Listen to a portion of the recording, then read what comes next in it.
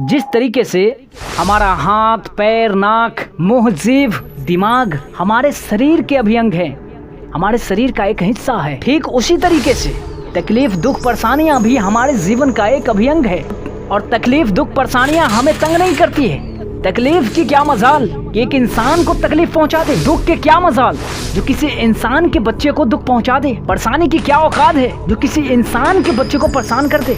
और उस इंसान के बच्चे को कैसे परेशान कर सकता है जो दुनिया के सभी शक्तिशाली जीवों में से एक महाशक्तिशाली जीव है, उसे कैसे परेशान कर सकता है।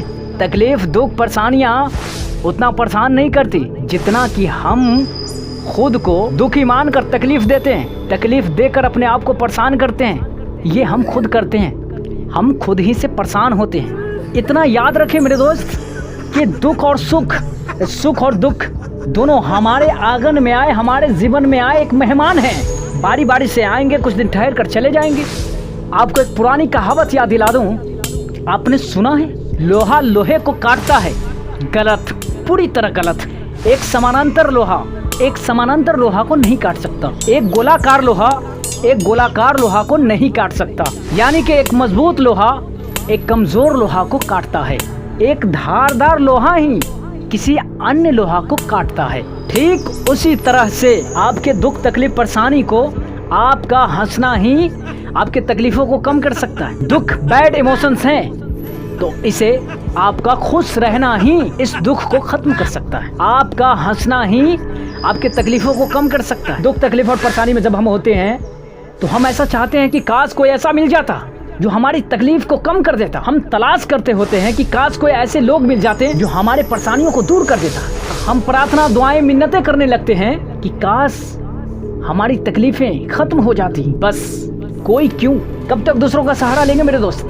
जिंदगी है, दुख, तकलीफ, परेशानियां आती जाती रहेंगी। आज किसी दूसरे के हाथ का सहारा लेकर अपने पेट में गुदगुदी करके हंस तो लेंगे, लेकिन कब तक ऐसा करेंगे।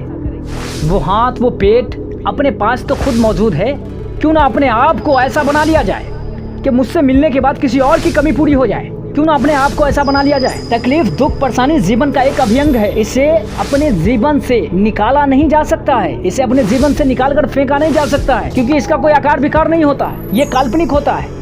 पर इसे सहने की आदत डाला जा सकता है। अपने अंदर सहनशीलता विकसित की जा सकती है, जिससे कि बड़े से बड़ा दुख भी, बड़े से बड़ा तकलीफ भी, बड़ी से बड़ी परेशानी भी आपका कुछ न बिगाड़ सके। आपके पास दो ऑप्शन हैं, या तो तकलीफ, दुख और परेशानियों को देखते रहें, परेशान होते रहें, दुख में जीवन काटते रहें, हमेशा तकलीफ में रहें, या उठें, हिम्मत करें उस तकलीफ को बदलने का, उस तकलीफ से लड़ने का, दुख में भी मुस्कुराने का, हंसने का, उस परेशानी का समाधान ढूंढने का। दो ऑप्शन है आपके पास। हमारी भलाई इसी में है कि इस बात को हम आज के आज समझ लें। तकलीफ, दुख, परेशानी जीवन का एक अभिअंग है, नहीं तो कल इस बात पर पछतावे का कोई फायदा नहीं होगा। तो आओ यार, ईश्वर को साक्षी मानकर अपने आप से आज वादा करते हैं कि आज के बाद इस डर के शब्द से नहीं डरेंगे। आज के बाद कोई भी व्यक्ति हमें हमारी मर्जी के बिना नहीं हंसा सकता है, नहीं रुला सकता है।